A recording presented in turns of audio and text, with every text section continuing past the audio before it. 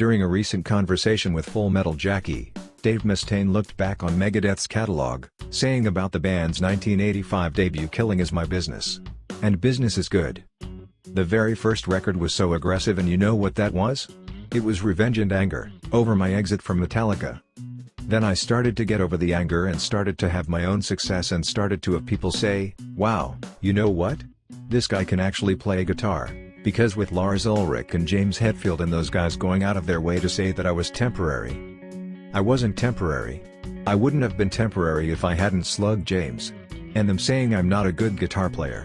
Anybody with 2 ears knows that I'm not bad, I'm a good guitar player. Now, I'm not the best guitar player in the world, and I never said that. So, at that point was when I started to not worry about what other people said and just start writing. And I believe during 1992's Countdown to Extinction was when I started to feel some self-esteem. Because your self-esteem and ego are two totally different things. Most musicians have raging egos and no self-esteem at all. In his book called, "I'm the Man, the story of that guy from Anthrax," Scott Ian touched on the matter of Dave Mustaine's firing from Metallica, sharing a few thoughts and memories from the old days. James Hetfield was actually the wallflower. He was quiet like Charlie Bennett with a good sense of humor and hadn't developed his rock star persona yet. He looked awkward around people, but when he was holding his guitar and screaming into the mic he was right at home. That was where he belonged, even though he never said anything on stage. That was all Dave. Mustaine was the real front man of the band.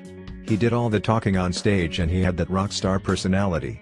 He was also an out-of-control, mean drunk, but he had a sharp sense of humor. Lars Ulrich could be funny, too, and he could talk a ton of shit. He actually couldn't really play when they started. He learned by jamming along with James's songs and just got better as they went. It would be hard to imagine Lars in any other band, but he's the right drummer for Metallica. He was also the voice of the band from day one. If I were to single any of them out as someone who looked like he didn't belong, it would be Cliff Burton. Anthrax and Metallica had a certain look: tight jeans, high-top Nike or Converse sneakers, metal t-shirt, leather jacket, or denim over leather. And then there was Cliff in his bell-bottoms, cowboy boots, REM t-shirt, and jean jacket decorated with Lynyrd Skynyrd and Misfits pins. From an archived 1987 interview with NME, we check out what Slayer's Jeff Hanneman said when being asked. "So Jeff, what attracts Slayer to Satanism?" He said, "It provides such extreme lyrics, all that anarchic violence, ripping people apart. We were kinda serious about it when we started, but now it's old hat." "What were you serious about?" "We read a lot from the Satanic Bible. It's not quite the opposite of the normal Bible, a lot of its principles are just about being yourself. If you want to do something you do it, if you want to have affairs you can. But we never hold daily rituals or anything." Slayer are not into Christianity in a big way, but all that talk of red books and worshipping Satan sounds pretty religious to me. Isn't Satanism the same old crap in reverse?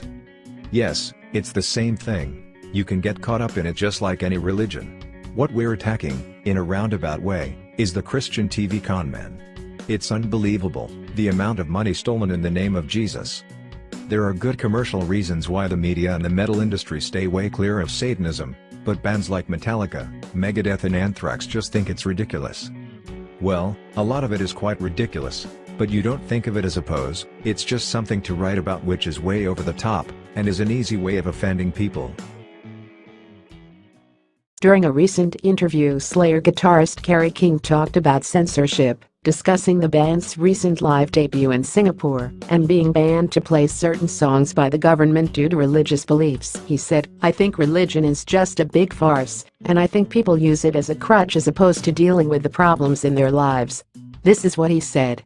We just played Singapore for the first time, and like the day before we played, we got there, a couple days early, I guess, do some press or whatever, and the night before we played, we found out the government came in and said, "Okay, here's 5 songs, you can't play these songs." And I thought to myself, how oppressed is your country when you're scared of music and you think by us playing this song, things are going to happen to your children? It just doesn't make sense to me. But even in the Western world, like in the States or whatever, you always have problems. Well, in the States, I know in California we had bus benches, we had like advertisements on bus benches, and one city had them all pulled. And It blows me away because common sense to me is like, if that offends you, don't look at it. You know, maybe somebody else won't be offended. And it's just ironic in this day and age, things like that can still happen. Is it still important for a band like Slayer nowadays to offend people? I don't even think we're trying to. I just think, we're making up music that we like and writing about subjects that we like, and it just upsets people. I mean, I knew when we did Jihad that we're gonna have to answer for it, and that's okay. But all the other ones, like I didn't write Cult because I wanted to. I didn't write Cult because I thought, people are just gonna say, oh, these guys are the devil. Cult is how I feel. I think religion is just a big farce, and I think people use it as a crutch as opposed to dealing with the problems in their life. So. I think a lot of people think that Jihad is something like Angel of Death Part 2. Yeah, people. I knew we're going to get the exact kind of response because, it's fresh. People say, how could you write such a song?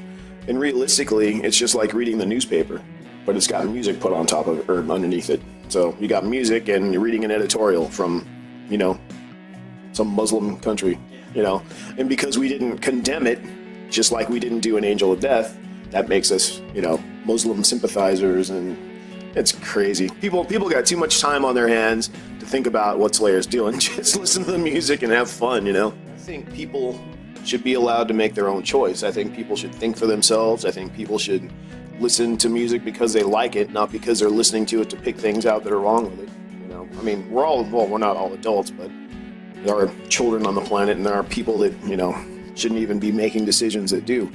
But, I'm all about answering for what I do. Like I said about the bus benches, if you don't like music, don't listen to it. If you don't like the TV show, watch another TV show. If you don't like horror movies, go see, Click, go see comedy, There's choices. You don't have to listen to this. It's not like when we put out a record and it's mandatory listening for everyone on the planet. It's not like that. You have a choice. Discussing the importance of rhythm guitar, Slayer guitarist Carrie King shared his thoughts on shredders, saying that their music tends to easily bore him as repetitive. He tells Total Guitar, I think a lot of the shredder-type players, and I don't mean everybody, they're not very good songwriters. Players like Fire Malmsteen spend their time perfecting what they do only as far as leads. Yngwie had a run where he did some good songs, but when it became just about how many notes he can fit in a millisecond. King added, don't get me wrong, he's an amazing player, but after 3 songs, I'm done. He'll just keep doing it faster on a different string. Rhythm guitar is where a song is constructed. If there's a song you like, it's because of that rhythm guitar. The lead stuff at the end of the day is just the icing. During the rest of the chat, King discussed hanging out with friends who aren't into metal, explaining how he still likes goofing around with guitar. When people come over and want to listen to music most people like, say Michael Jackson or something, I'll go pick up the guitar and learn the one Eddie Van Halen played on. I'll do stupid shit like that, he said. There's this song called Push It, which got used in commercials, and I think it's funny to put that on when friends are over, pick up a guitar and play along. Everyone in the house just dies laughing. For clarity, you can turn that into a metal song. Discussing his involvement with Megadeth during the band's early stages, Slayer guitarist Carrie King praised frontman Dave Mustaine's guitar skills, but still said that he can't figure out how anyone put up with Dave's character enough to stay in the band. He told Loudwire, I was one of the lucky people, and there's certainly no offense against Kirk Hammett. Kirk's a wonderful friend of mine, but I was lucky enough to see Metallica with Mustaine. And I say that because it's just a rare thing to be able to say that. I saw them play with Woodstock, and I was so intrigued by Mustaine because he was just ripping on guitar and looking out that way somewhere. And I can't do that to this day. So I was just blown away at his guitar playing.